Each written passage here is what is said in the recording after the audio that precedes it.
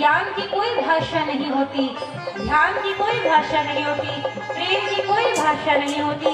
कभी कभी वो चल रही गुरुवाणी कान पर पड़ने मात्र से जन्म जन्मांतरी से जो अत्यंत विचित्र विकृति बन रहे हैं, ऐसे लगता है मानो शांत हो गई, मानो शांत हो गई।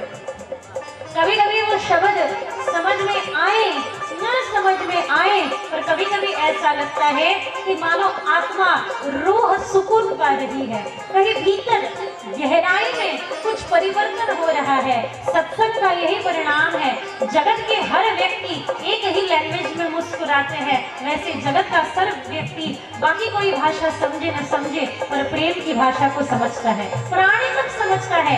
एक प्राणी के ऊपर, गौ माता के ऊपर आप हाथ फेरो, 2-3 दिन फेरो, गौशाला में जाओ, 2-3 दिन फेरो, बीमारियां ठीक हो जाएगी, बीमारियां ठीक हो जाएगी।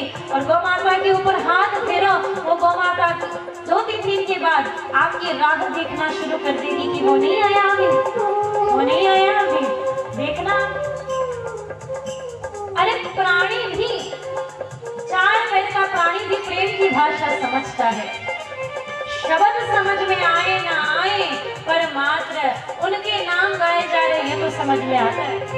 एक महिला बैठी थी, पंडित जी बड़े विद्वान और पंडित जी बड़े सुंदर मंत्र गा रहे हैं, हरि ओम सहस्र शीर्षा पुरुष सहस्राक्ष सहस्रपाद पुरुष सुक्त गा रहे महाराज जी। एक माता बैठी थी, ब्रजवासी भोली भाली सी गांव की, उन्होंने सुना।